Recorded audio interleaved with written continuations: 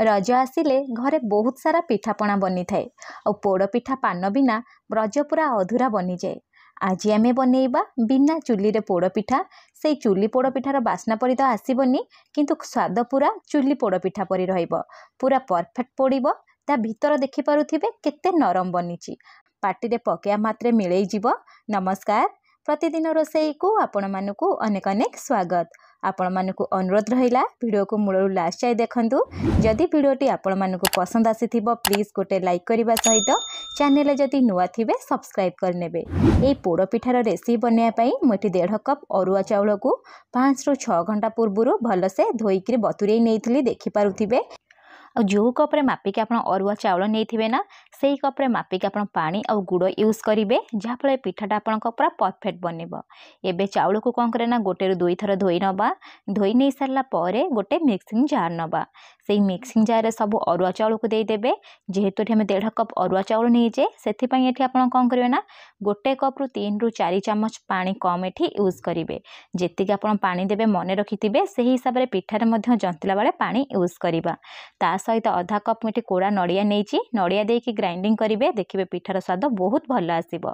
देखिपे मुझे भल से बाटी आनी नड़िया और चाउल को मुझे को देखई दूची। बटार टेक्सचर यहीपर ही रखिए। हाथ में एमती धरवे टे चिकन लगुवा टे खदड़ा लगुवा जानवे पिठा पूरा परफेक्ट बनब। एबे आमे कौन करना ना चाउल बटा गोटे साइड रखी नवा।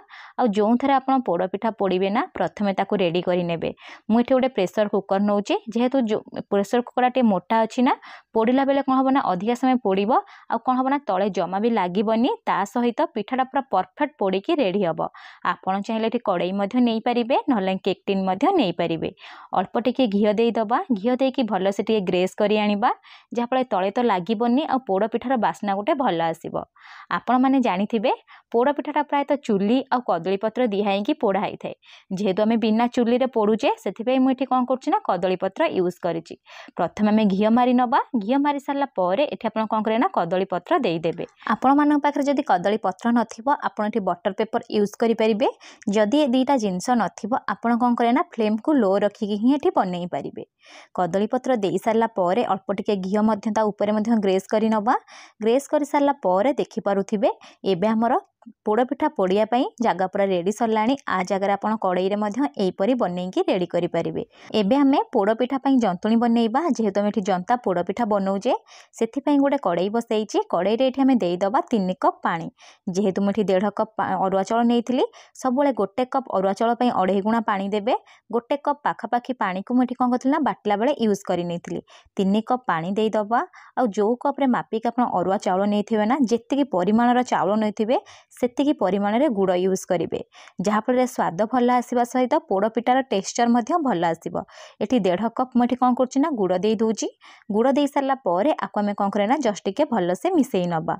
अल्प टिके देदबा लुण 2 रु 3 पिंच लुण देदबा। जेहेतु आम मीठा जिनस बनाऊे ना बालांस ही रहिबो। आधा चामच ये आम देदबा गुजराती गोलमरीचर गुंड ता सहित गोटे तेजपत्र देदबा। जदि आपको अदार बास्ना पसंद थी ताले अदा ये छेचिकी दे पारे। ता सहित गोटे फाड़ नड़िया को मुझे कौन कर छोट छोट पीस रे काटिकी दे दूची। आ पिठार टेक्सचर बास्ना भल आसवाई गोटे चामच ये आम देदबा गुआ घी। घी दे सारा पर आपको आम कौन करना फ्लेम को मीडियम रखिबा। मीडियम फ्लेम रे प्रथमे 1 रु 2 मिनिट एठी मिसई नवा। मिसई सारा पर सबु जिनस फुटिया 3 रु 4 मिनिट मीडियम फ्लेम रे छाड़ी दबा। देखि पारुथिबे फुटिया पूरा स्टार्ट हो गलानी। जदि आपनको गुड़ टिके अपरिष्कार थिबो आपण जेतले गुड़ मेल्ट करूछंती ना छाणीकरी मध्य एहीपरी प्रथमे बनई पारिबे।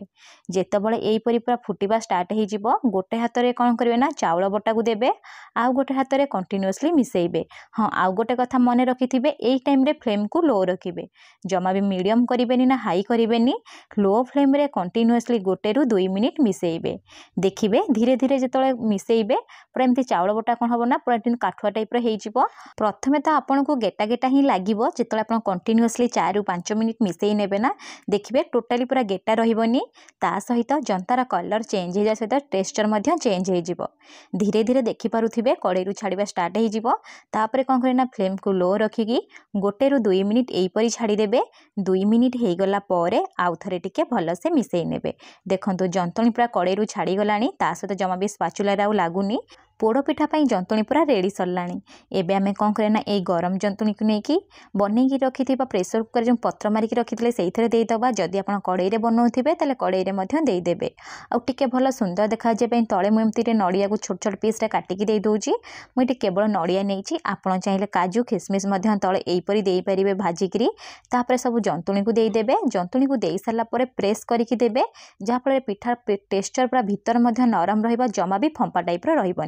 मुझे स्पाचुला एमती सामान करुच्ची आपड़ चाहिए हाथ में टिके पानी लगेगी घीओ लगेगी एमती प्रेस करेंगे ना गिनार जो पछपटे थाए ना पछपटे प्रेस करेंगे। तापर हाथ में टिके पानी लगेगी यहीपरी सामान कर नवा उपर अल्प टिके घीओ को कौन करें ना यहीपरी लगे नवा जहाँफल पिठार कलर भल आसो पिठा जमा भी फाटबनी ता सहित पिठार बास्ना भल आसो। अल्प टिके नड़िया को एमती छोट छोट पीस ये काटिकी दे दूची जमी आगुरी कही आप चाहिए ड्राई फ्रूट दे पारे। दे सारापर उपर एमती गोटे कदली पत्र देदबा जिते आम पिठा पोड़ा ना बांफ जमा भी पड़बनी आ पिठाटा आम पूरा परफेक्ट पोड़िकी रेडी हम। जेहेतु मुझे प्रेसर कुकर पोड़ुची से आम कौन करना केवल हुइसिल को काढ़ी नवा जमा आप रबर काढ़ा दरकार नहीं केवल हुइसिल ये काढ़ी ने काढ़ी नहीं सारापर फ्लेम को मीडियम रखिए। मीडियम फ्लेम रे प्रथमे 5 ରୁ 6 मिनट छाड़ीदेवे तापर फ्लेम को लो करदेवे। लो फ्लेम रे मुझे गोटे घंटा पोड़ी जेहेतु पिठार साइज टे बड़ थिला आपण पिठा साइज उपर टाइम एपट सेपट हो पार। गोटे घंटा पर मुझे कभर काढ़ी देखा देखिपे केते सुंदर से पूरा पिठा पोड़ी जाइए। तार गोटे घंटा पर मुझे कौन था ठंडा 10 मिनट छाड़ी देती 10 मिनट पर मुझे चेक कर देखा जमा भी आप गरम गरम पिठा को चेक करेंगे। जदि गरम पिठा को चेक करेंगे ना एमती टिके पूरा नरम आसो कादुआ टाइप आसो सब बेले चेष्टा करेंगे पिठा को टिके भल से ठंडा ही सारा पर चेक करेंगे तापर जानीपारे जे आपण पिठा पोड़ी ना नाई। देखिपे केते बढ़िया से लाइट ब्राउन कलर आसी जाइए। एबे पिठार ऊपर पटक पोड़ा से मुझे कौन कर गोटे लुहार तावा नहीं आपड़ चाहिए नर्माली एमती काटिकी खाईपारे। लुहार तावा पर टिके जस्ट घी मारिदबा तापर 2टी कदली पत्र रखीदबा फ्लेम को लो टू मीडियम रखा।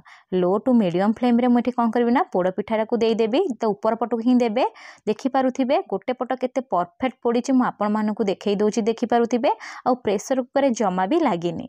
यहीपरी कौन करवा ना फ्लेम को लो टू मीडियम रखिकी पाखापाखि 5 ରୁ 10 मिनट छाड़ीदबा।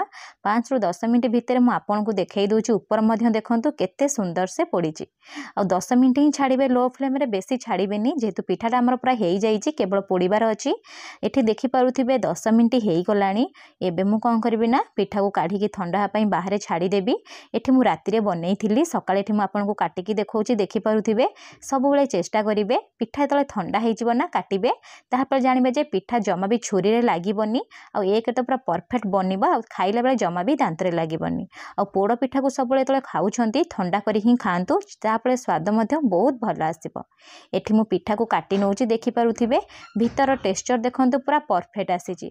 जदि आप छुरी रे काटुथिबे जदि छुरी रे लागु नथिबो जानबे जे पिठाटा पूरा भल से पोड़ी होईची आ भितर भल से सीझीची। मु आपनको पिठार टेक्सचर देखई दउची देखिपारुथिबे। आपण गोटे थर घरे एहीपरी चाउल जंतार पोड़पिठा बनातु बिना चुली रे बनिकी रेडी होईजिबो आ देखिपारुथिबे केते बढ़िया से पूरा पोड़ीची। केमिति बनिला मो सहित कमेंट सेक्शन रे शेयर करंतु।